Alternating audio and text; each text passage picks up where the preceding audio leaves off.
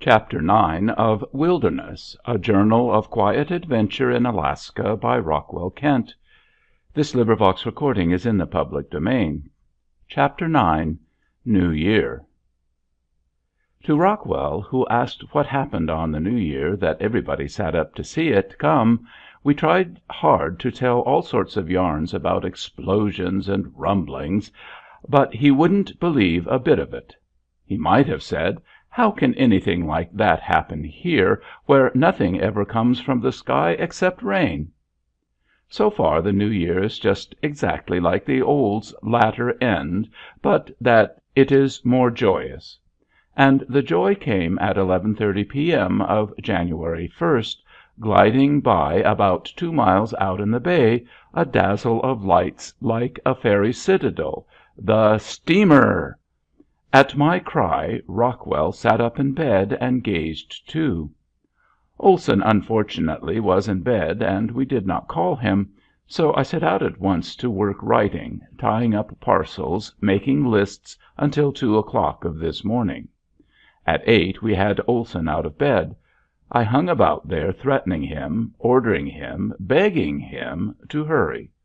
Old men are hard to move fast. He shaved standing up there in his cabin with the door wide open and the goats playing about him. I let him have a bite of breakfast, but not much. The dory had to be unbound, for we tie them to the ground, and turned right side up and loaded and launched. But all that only after half an hour's cranking of the engine, the infernal things.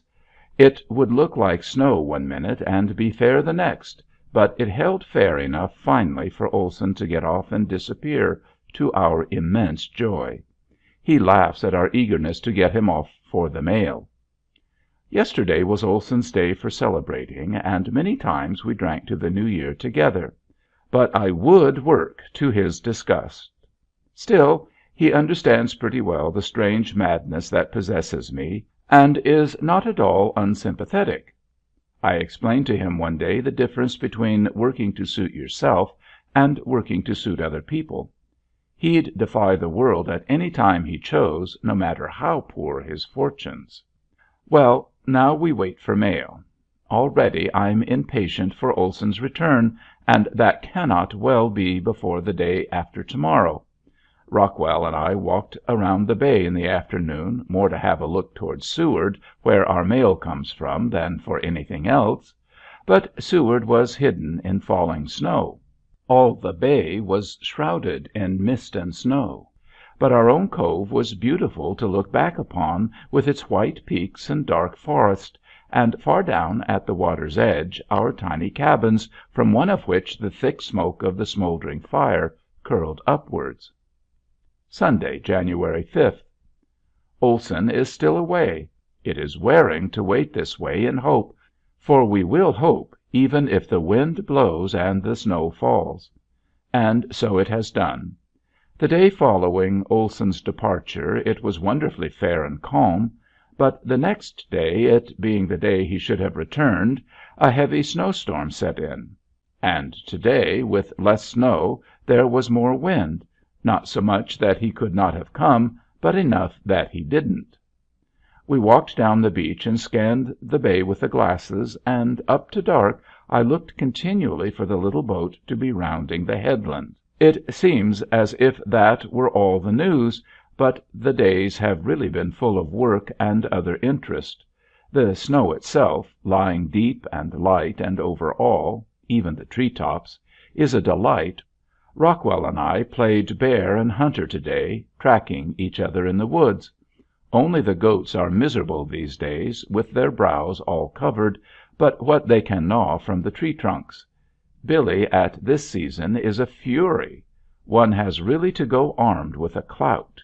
Yesterday he burst in the door of Olson's shed, and then inside managed to shut the door on himself. When I investigated the strange banging that I'd been hearing for some time, I found him. He had even piled things against the door. While no actual damage has been done, he has tossed every blessed thing about with his horns. Boxes, pails, sacks of grain, cans, rope, tools, all lie piled in confusion upon the floor. It does no good to beat the creature. He will learn nothing. It is about 1:30 a.m. I've written more than I intended writing. My heart is set upon the mail and nothing else. Monday, January 6th. With Olson still away and the mail with him, what can there be to report? It snows. It is so mild that we walk about hatless, coatless, mittenless. Drip, drip, drip goes it from the eaves continuously. The snow has fallen from the trees. On the ground it lies deep and heavy. Tomorrow maybe we shall take to snowshoes. Rockwell and I each took a trip along the beach to look for Olson. As I stood there peering into the haze toward Seward, a head arose from the water close to me. It was a seal. He looked all about him for the greatest while, went under, reappeared again, near by once more, and then was gone. Billy burst open that shed of Olson's again. Some day I shall murder a goat. Wednesday, January 8th. 2 more days and Olson still away. I'm furious at him. Yesterday he could well have come. Today it has been impossible. We seem to do little here but wait. Even at the height of today's storm, I found myself continually going to the little window to look for a boat. Rain and snow, rain and snow. Ah, if only we had our mail here, then these warm, white days would be delightful. Yesterday we wore our snowshoes for the first time, but only to tramp down the cove and look toward Seward. The only recompense for Olson's absence is Nanny's milk. I'm an expert milker now and can do the job before she finishes her cup of oats. I have to, for at the finish she leaps madly to escape me. Goat's milk, junket, and orange marmalade. Sublime. Friday, January 10th.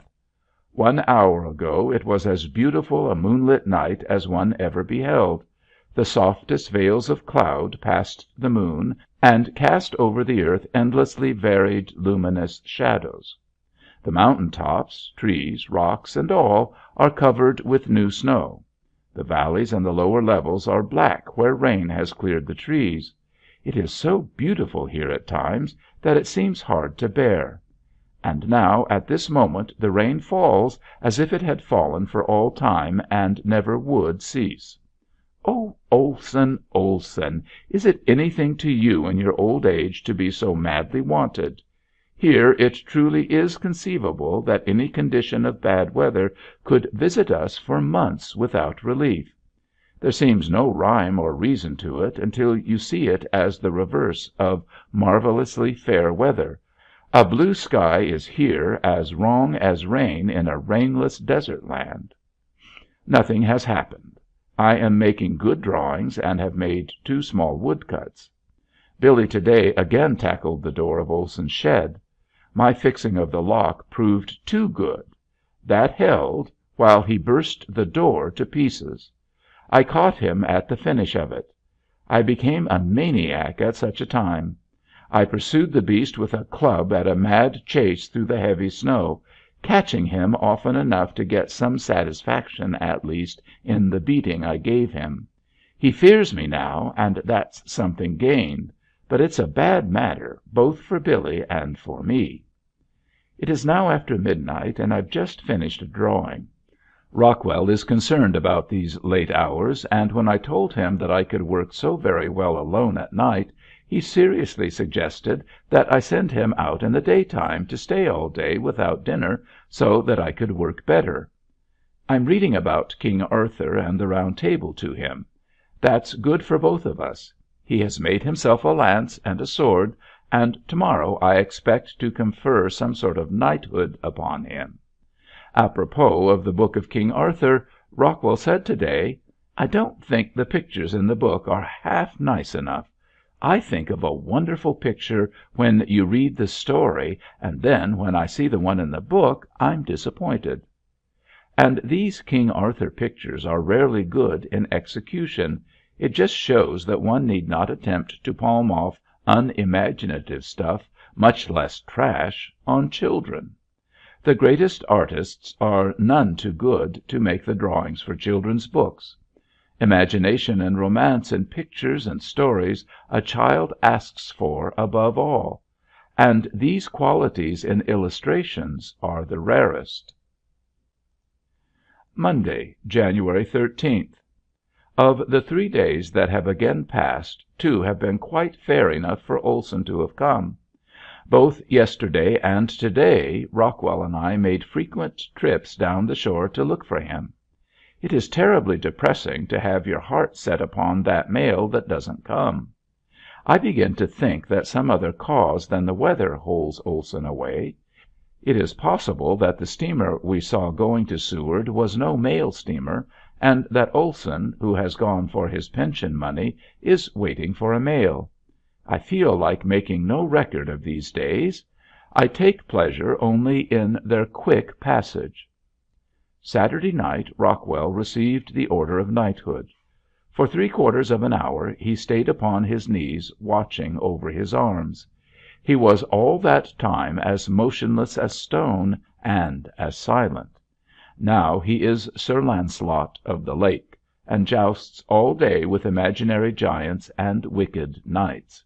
He has rescued one queen for himself, but as yet none for me. We have run about some on our snowshoes, though the snow is nowhere deep enough for that except along the shore. The weather is still mild, hardly freezing at all, and it forever successively rains, snows, and hails. All the animals are still alive. I don't love them. They're rather a nuisance. Nothing could be less amusing than a blue fox, small creatures, excessively timid, of cowed demeanor. Saturday I had to get a bag of fish from the lake where they had been soaking and cook up another great supply of fox food. Wednesday, January 15th. Yesterday to begin with a snowstorm and then a clear gray day. Today blue sky in the morning, a north wind, and bitter cold. Gray again at noon and mild. By the Geological Survey report of Kenai Peninsula, January should average in temperature at Seward 16 degrees. From now on it must average close to 0 to give us 16 for the month. Here it's not as cold as New York. Rockwell bathed tonight standing within 6 feet of the open door. I have definitely decided that Olson stays for some cause other than the weather, although today and yesterday he could not have come. We snowshoed a bit today. Alaska snowshoes are certainly the easiest that ever were to travel on. Thursday, January 16th. Well, after today there remains no doubt that Olson stays away purposely, unless he's sick or dead. Rockwell's theory that Seward has been totally swept away by a terrible fire, with every man, woman, and child of its inhabitants, I disproved tonight. We walked down the beach, and there were the lights of the great city, brighter, it seemed, than ever. Either there has been no mail boat at all since early in December, or there has been no mail from Juneau, whence Olson's check, as he calls it, comes. Well, it profits us nothing to speculate on this. The day has been glorious, mild, fair, with snow everywhere, even on the trees. The snow sticks to the mountain tops, even to the steepest, barest peaks, painting them all a spotless, dazzling white. It's a marvelous sight. Rockwell and I journeyed around the point today and saw the sun again. Tonight, in the brilliant moonlight, I snowshoed around the cove. There never was so beautiful a land as this. Now, at midnight, the moon is overhead. Our clearing seems as bright as day, and the shadows are so dark.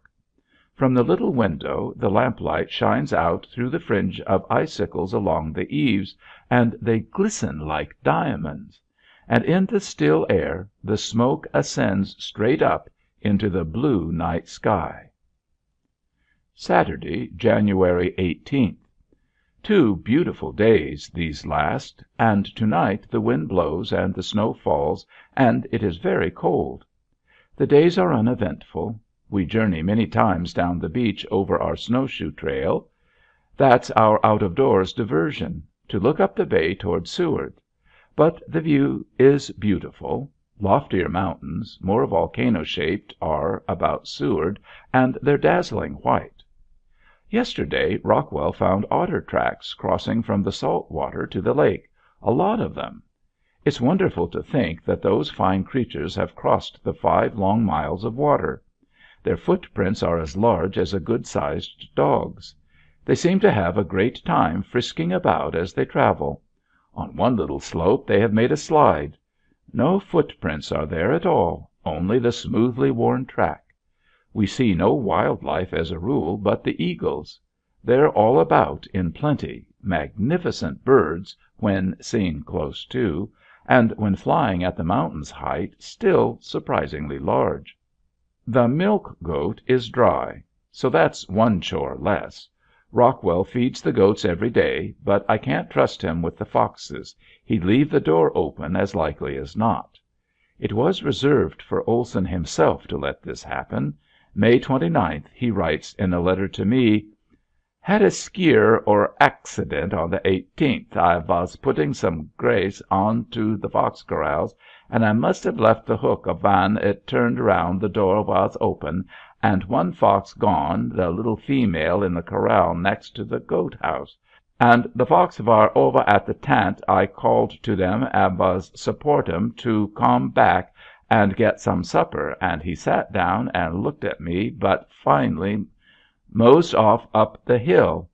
I take the other fox and put him in the other corral and left the 2-toe corrals open and put feed in the same as nothing had open. The first night I did not sleep very well. The second night and not showing up, but next night I came out to the corral, the feed was gone and the pan, and the fox was sleeping on the box where he always do, and I felt a little better when the door are shut." I'm hard at work painting by day and drawing at night. 25 good drawings are done. In the fair warm days Rockwell spends most of his time out of doors. Being Sir Lancelot still delights him, and there's not a stump in the vicinity that has not been scarred by his attacks with lance and sword. These stumps are really mostly all giants. I am now reading the Department of Agriculture yearbook. It's very instructive. Tuesday, January 21st. The north wind rages tonight. It is cold and clear starlight. With the violent wind gusts, the snow sweeps by in clouds, sweeps by except for what sweeps in.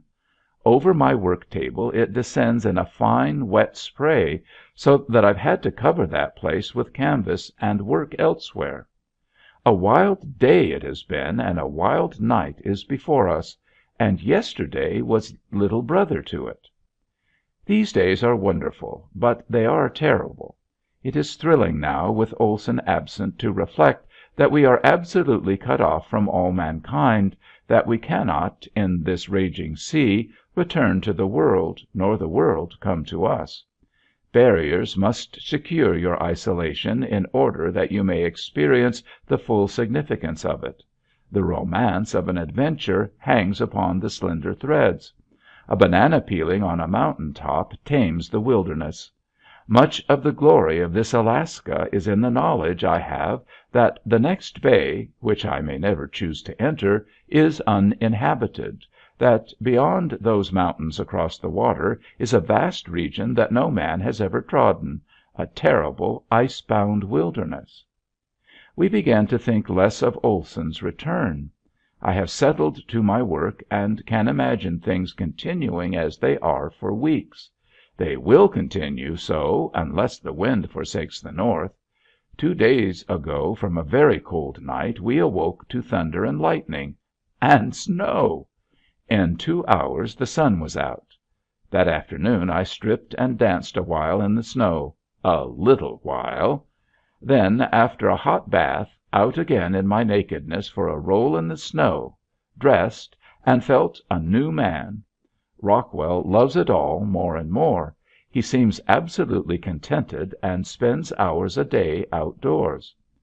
What a marvel is a child's imagination!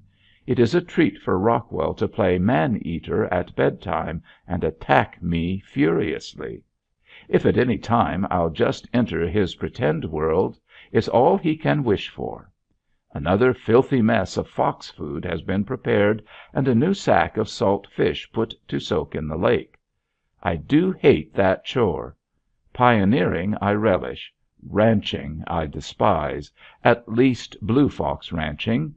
The miserable things slink about so in such sick and mean-spirited fashion.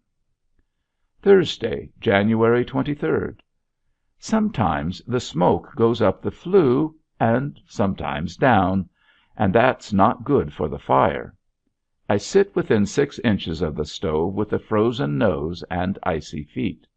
The wind sifts through the walls. Now, with our moss caulking shrunken and dried and shriveled further with the cold, our cabin would be light without windows. These are so far the coldest days of winter. Although it blows straight from the north, whence only fair weather comes, the day is dark, with drifting snow cloud high. The water of the bay is hidden in driving vapor. We cut wood and stuff it everlastingly into the stove. Today 70 pieces for the ravenous airtight. Big chunks have been cut and split and will cut again tomorrow. But with all the trouble of cold weather we'd be mightily disappointed if the winter slipped by without it. It's a real satisfaction to find that my calculations in supplies, in bedding, in heating equipment were just right for conditions here. We're running low now in cereals and milk, but we had planned to visit Seward this month to restock. Olson's absence is quite outside of all plans. If he isn't sick, it's hard to explain reasonably in any way. For the past 3 weeks I have made on an average no less than 1 good drawing a day, really drawings I'm delighted with.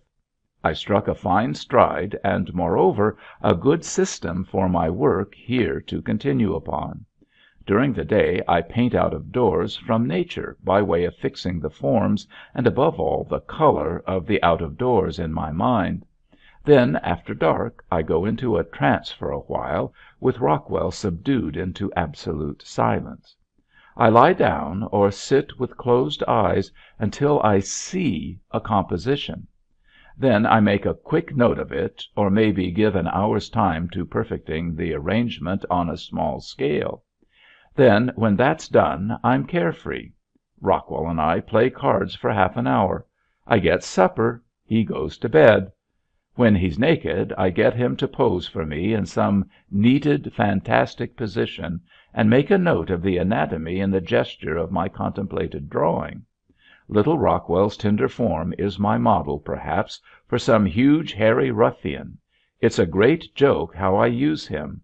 Generally, I have to feel for the bone or tendon that I want to place correctly. Last night I drew laughing to myself. A lion was my subject.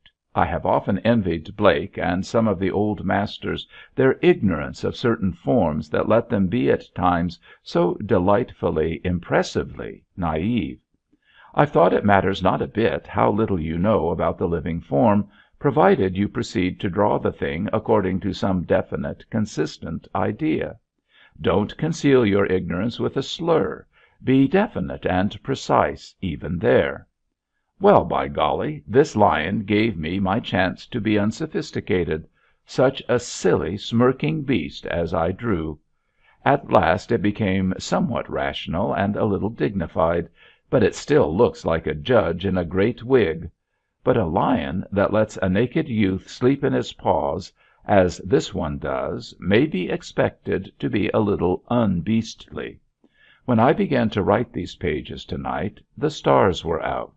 Now it snows or hails on the roof. Saturday, January 25th. It is bitterly cold weather, as cold continuously as I've ever experienced. Both yesterday and today the wind has been exceptionally violent and the air full of flying snow. Both of Olson's water barrels in the house have frozen solid. One bulged and burst the bottom, rolling itself off onto the floor. Sunday, January 26th. A day of hard work, with Rockwell in bed for a change. Just a little stomach upset, and he's all right now. Felled a tree and cut up 15 feet of it, taking advantage of this glorious day. It was much milder than for days it has been, and it still holds so tonight.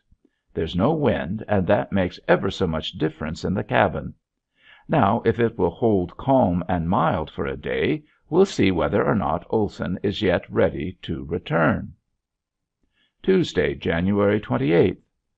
I'm reading Zarathustra. Write with blood, and thou wilt learn that blood is spirit. So that book was written. Last night I made a drawing of Zarathustra, leading the ugliest man by the hand out into the night to behold the round moon and the silver waterfall. What a book to illustrate! The translator of it says that Zarathustra is such a being as Nietzsche would have liked himself to be, in other words, his ideal man. It seems to me that the ideal of a man is the real man. You are that which in your soul you choose to be. Your most beautiful and cherished vision is yourself. What are the true, normal conditions of life for any man but just those perfect conditions with which he would ideally surround himself? A man is not a sum of discordant tendencies, but rather a being perfect for one special place. And this is Olson's creed. My chief criticism of Zarathustra is his taste for propaganda. Why, after all, concern himself with the mob? In picturing his hero as a teacher, has not Nietzsche been tricked away from a true ideal to an historical one? Of necessity, the great selfish figures of all time have gone down to oblivion. It's the will of human society that only the benefactors of mankind shall be cherished in memory. A pure ideal is to be the thing yourself, concerning yourself no bit with proving it. And if the onward path of mankind seems to go another way than yours, proud soul, let it. Wednesday, January 29th. Alaska can be cold. Monday broke all records for the winter. Tuesday made that seem balmy. It was so bitterly cold here last night in our tight little cabin that we had to laugh. Until 10 o'clock, when I went to bed, the large stove was continuously red hot and running at full blast, and yet by then the water pails were frozen 2 inches thick. But 10 feet from the stove and open water at supper time, my fountain pen was frozen on the table. Rockwell required a hot water bottle in bed. The fox food was solid ice. My paste was frozen, and that's all. My potatoes and milk I had stood near the stove. At 12 o'clock the clock stopped, starting again from the warmth of breakfast cooking. I put the water pail at night behind the stove close to it, and yet it was solid in the morning. We burn an unbelievable amount of wood, at least a cord a week in one stove, so I figure we earn $1 a day cutting wood. We felled another tree today and cut most of it up. Still, we manage to gain steadily with our woodpile, always in anticipation of worse weather. Last night at sundown the bay appeared indescribably dramatic. Dense clouds of vapor were rising from the water, obscuring all but a few peaks of the mountains and darkening the bay. But above, the sun shone dazzlingly on the peaks, and through the thinner vapor, coloring this like flames. It was as if a terrible fire raged over the bay. This morning for hours it was dark from clouds of vapor.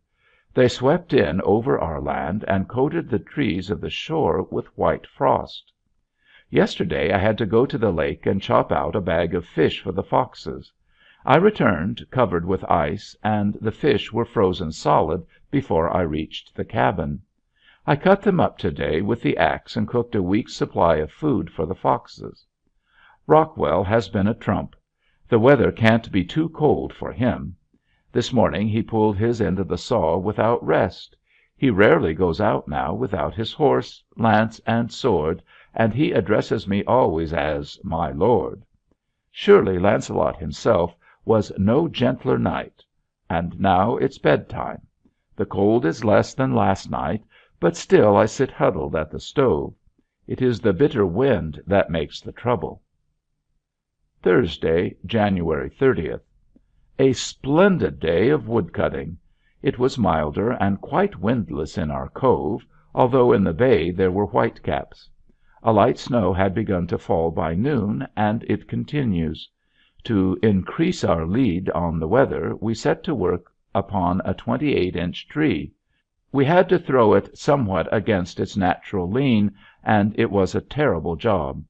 The wedge would not enter the frozen tree, and when it at last did, it wouldn't lift the great mass that rested on it. Only after an hour's continuous pounding with the heavy sledge-hammer did I drive the wedge in clear to the head, and then the great tree fell. The fall of one of these monsters, for to us they seem gigantic, is thrilling. This one went straight where we had aimed it, down a narrow avenue in the woods. Ripping and crashing, it fell, carrying down a smaller tree with its limbs. Then Rockwell and I set to work with the saw. When the drums were split, we hauled them to the cabin on Olson's Yukon sled. And now our wood pile is a joyous sight, while within the cabin we have a whole cold day's supply. Last night, just as I was going to bed, Rockwell began to talk in his sleep about some wild adventure with his imaginary savages. I asked him if he were cold. "No, my lord," he murmured, and slept on. Very fine barley soup to-day. Water in which barley had been boiled, 2 bouillon cubes, onions browned in bacon fat. Rockwell said it was the best yet. Saturday, February 1st. Again the days are like spring. Yesterday began the thaw, and to-day continues it with rain most of the time. So we've stayed within doors. Sir Lancelot and my lordship working here at our craft. I have just completed my second drawing for the day. 1 a day has been the rate for a month, but yesterday the spirit didn't work. But the news! A great old tramp steamer entered yesterday. That must carry mail and freight and send Olson back to us. If only it were a regular liner, I'd know for sure. It is possible this steamer has been chartered to relieve the situation. Well, the next fair, calm day will show. Sunday, February 2nd. It's before supper. Rockwell, who has just run out of doors for a romp, calls at this moment that he has lost his slipper in the snow and is barefooted. Out of doors is to us like another room. Mornings we wash in the snow invariably, and with a mug of water in hand clean our teeth out there. And this in the coldest weather. We scour our pots with snow before washing them, throw the dish water right out of the door, and generally are in and out all day. It is surely nonsense to think that changes of temperature give men colds. Neither of us has had a trace of a cold this winter. We haven't even used handkerchiefs, only sleeves. Nor does it give one a cold to be cold. I've tried that often enough to know. And a variable climate has, too, nothing to do with it, for what variableness could exceed an Alaska winter? Colds, like bad temper and loss of faith, are a malady of the city crowd.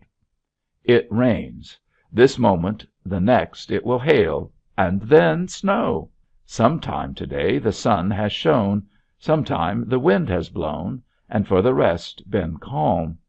Altogether it has been too uncertain for us to expect Olson.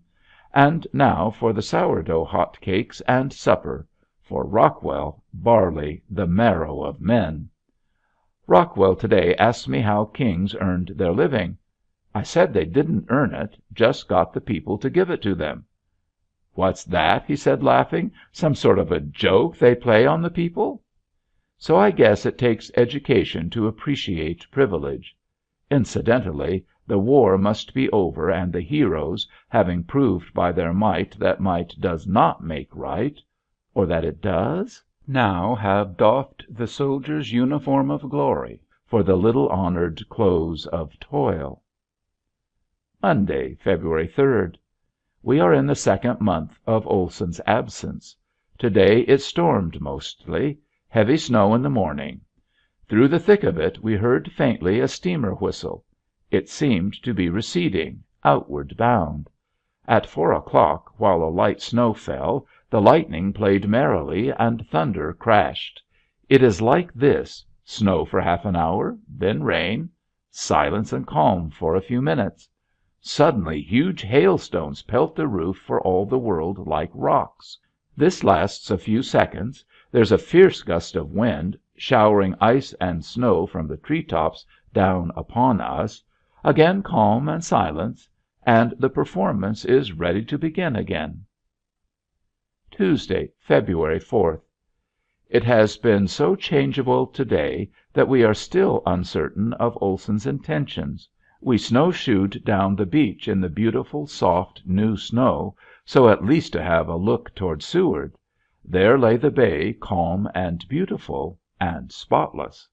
The scale of things is so tremendous here that I've little idea how far we shall be able to see the little bobbing boat when it does come. We sawed a lot of wood to-day, bringing our pile clear up into the gable peak. It becomes a mania seeing the pile grow. In quiet weather we cut to forestall the storm. In the storm we still cut to be well ahead for days that may be worse. It is beautifully mild now. On February 1st Rockwell brought in some budding twigs. The alders all seem to be in bud, and some charming red-stemmed shrubs as well. It is midnight and past. My drawing is finished, the stove is piled high for the night, cereal and beans in place upon it, so good night. Wednesday, February 5th. A beautiful snowstorm all the day, and to-night still and mild. Rockwell has been out in it all day dressed in my overalls and mittens. He plays seal and swims in the deep snow. We built a snow house together. It is now about 7 feet in diameter inside and as cozy as can be. I'm sure Rockwell will want to sleep there when it's finished. A curtain of icicles hangs before our little window. I have carefully figured the cost of our living here from the food bills, all of which I have kept. I have bought $114.82 worth of provisions. I still have on hand $19.10 worth. For 150 days it has cost us 64 cents a day for 2 or 32 cents each, a little over 10 cents a meal. This, for the current high prices everywhere and additionally high in Alaska, seems very reasonable living.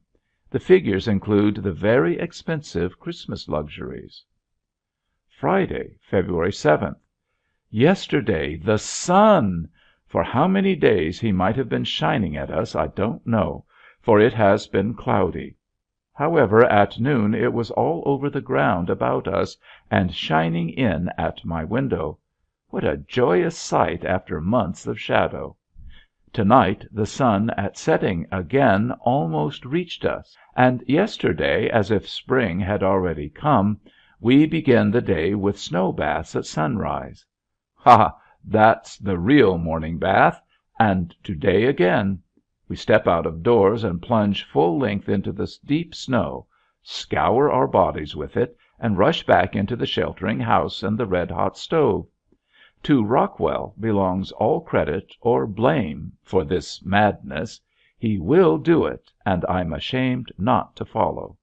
These 2 days have been cold and windy, north days. But how beautiful!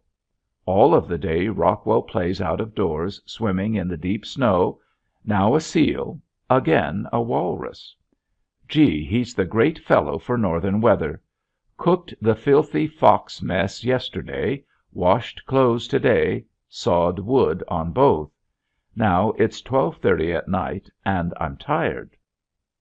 Saturday, February 8th. All about me stand the drawings of my series, The Mad Hermit. They look mighty fine to me. Myself with whiskers and hair. First to day, when the storm abated a bit, we sank a bag of fish in the lake, and then started on snowshoes for the ridge to the eastward. The snow lay in the woods there, heavy and deep. No breath of wind had touched it. The small trees, loaded, bent double, making shapes like frozen fountains. Some little trees with their branches starting far from the ground formed with their drooping limbs domed chambers about their stems. Coming down, it was great sport. We could slide down even in our sticky snowshoes. Rockwell, who was soaked through, undressed and spent the afternoon naked, playing wild animal about the cabin. Then at 6:30 we both had hot baths, and snow baths following. I began to relish the snow bath. Rockwell was the picture of health and beauty afterwards, with his rose red cheeks and blue eyes.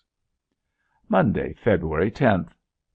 Yesterday morning I bathed in a snowstorm. This morning it was too terribly, howlingly blusterous to run out into it. And now, since 1 o'clock, it is as calm and mild as it ever could be. Within the cabin it's even more cozy than usual. The snow is banked up against the big window to a third the window's height.